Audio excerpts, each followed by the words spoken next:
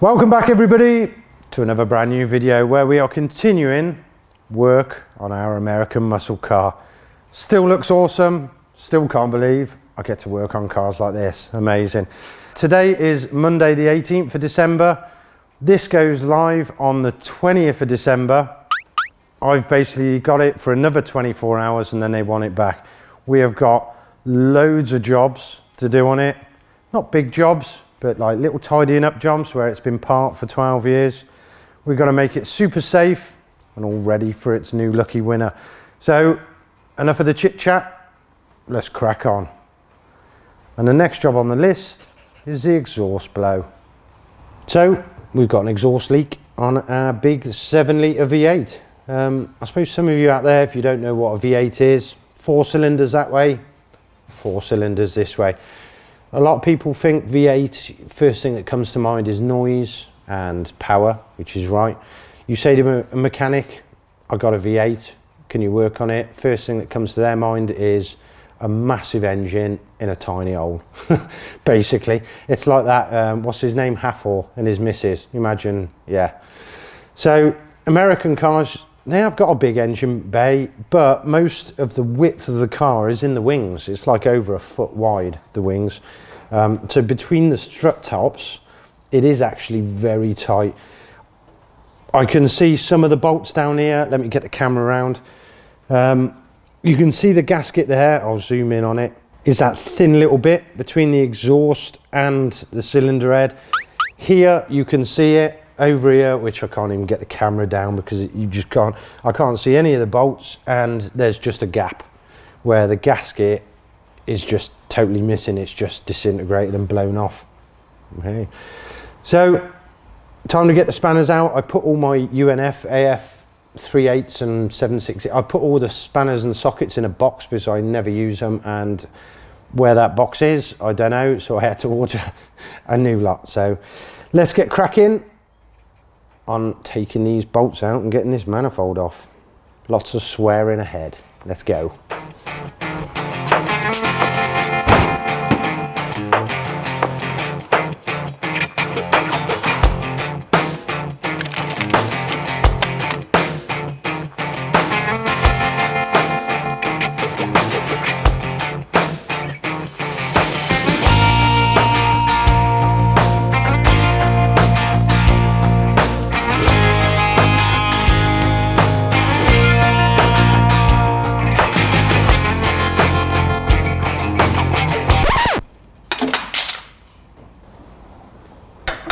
What was that?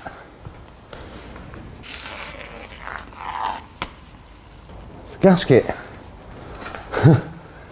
So I've only taken 4 bolts off and the exhaust manifolds just fell off.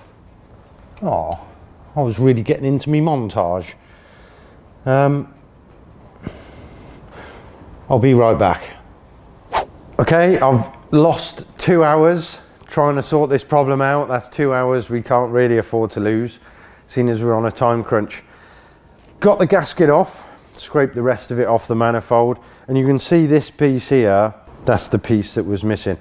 Now, if you remember, I said I can't see any of the bolts. I can't see any of the bolts.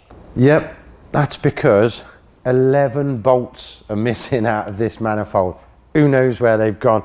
So we had a bolt here, here, here and here, and then no others, and that's why I undid the last bolt and the manifold just popped back off the head and the gasket fell out. So luckily there's a local place called AJ Gammons Limited. They've got a whole side of their showroom, I suppose, just full of every nut and bolt you can think of, all the different threads. I mean, you've even got bolts that are like that big. They make massive like digger machineries and stuff like that. So got our bolts and washers, which was good. That's the panic over. And we've got our new gasket here ready to put back on. Now, while I was taking it off, the spark plugs, they sit there. You can see, especially this one, is black. I mean, it's not damaged it, but it's a lot of heat that's gone into that plug. So while we're there, we'll just change all the plugs as well. So getting this back on, you can't really see it. It's so tight down there, I can't get the camera in. I'll whack it back on and then hopefully we'll cut to it being all finished. New gasket is on. All the bolts are in it this time, and I can actually see bolts now. All the plugs are done, and we're not ready to start it up yet because the battery's flat. I know you want to hear it, but we'll get there. So that's another one ticked off our list. Next up is the tyres. If you remember, a couple of days ago, I picked the Mustang up from a lay-by down the road, and there is a little hill coming up to my house, and also it was absolutely hammering down with rain. I tried going up the hill, and even next to no throttle, the back tyres were just spinning like crazy. We need to get the car up in the air. I'm not going to use my ramp because the sills, the wings, everything's all moulded in and it's fiberglass. So we're going to use a good old jack and axle stands and get it up in the air like this. And there we go. So the tyres, they're made by Cooper. It's a good tyre, it's okay. But then you spin the tyre around more and you can see that M&S, mud and snow.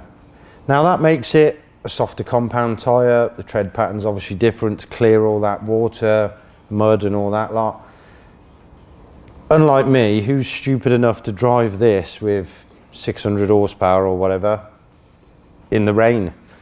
We want some good tyres on there for the sunny day driving, really. The other thing, when we turn it around a bit more, where is it? There we go.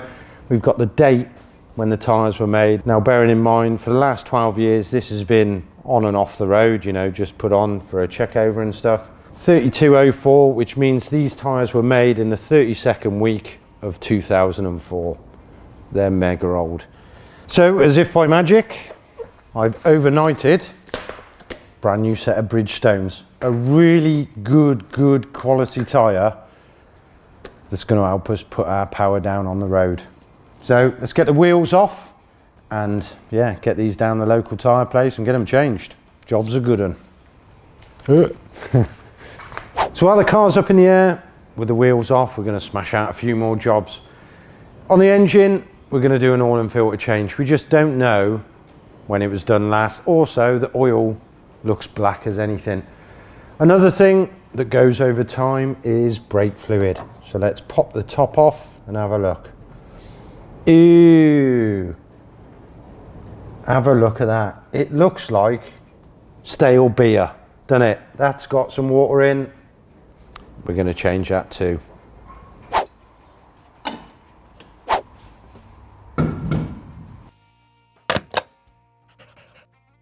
So Dream Car giveaways, when they dropped the Mustang off, they said they keep having to jump start it. They charge the battery up, it goes flat after a couple of days.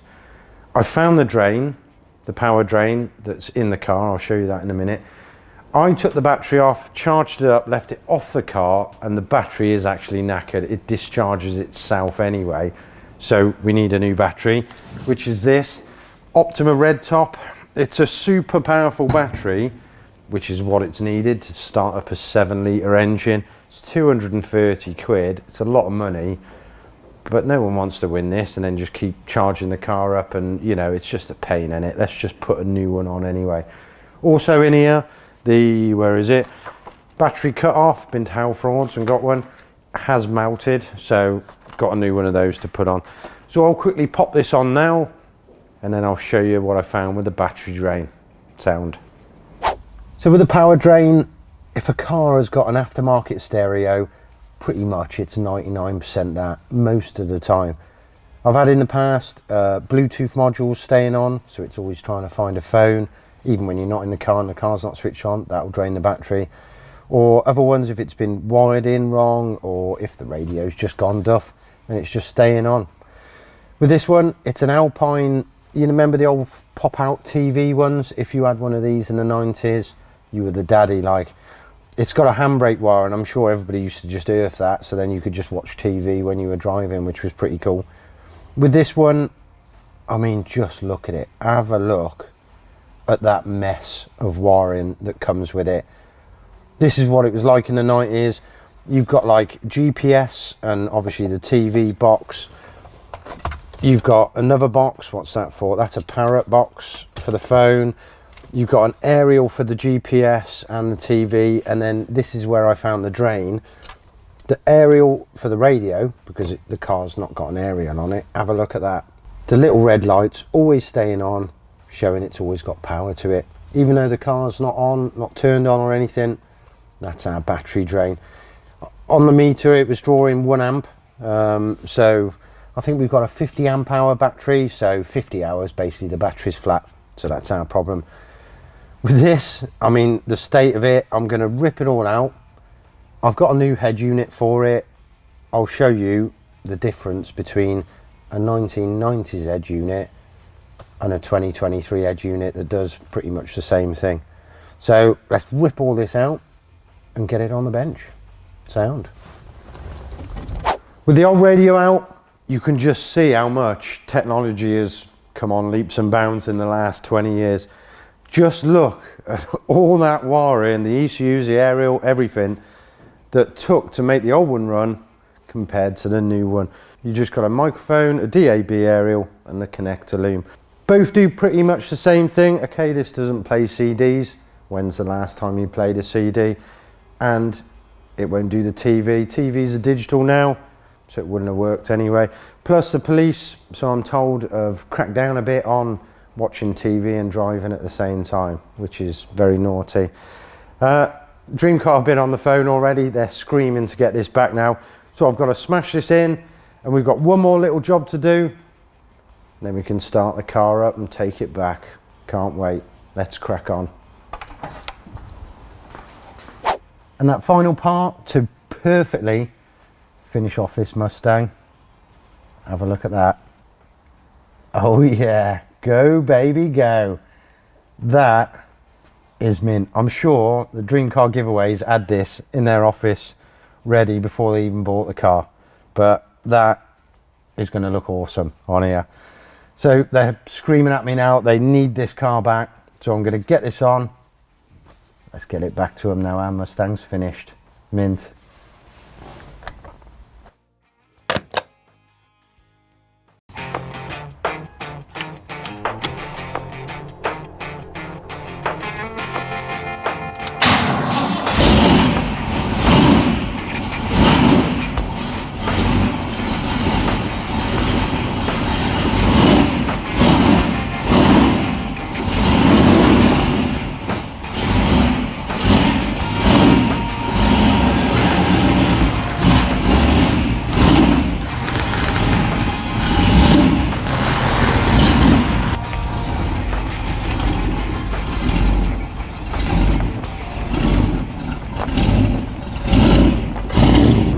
So I was a bit worried about driving this, to be honest.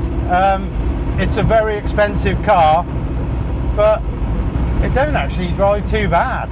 It's got all like full multi-link suspension, it's got like power steering, it's had a lot spent on the suspension, it's got coilovers, it's all hard adjustable, you know, and all that lot. It feels all right.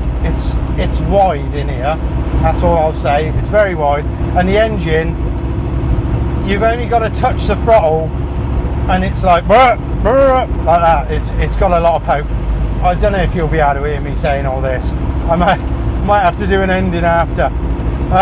If you're watching this now, Dream Car have already got it on the website, so if you want to have a pop at it, I mean, this would be an ideal wedding car, wouldn't it?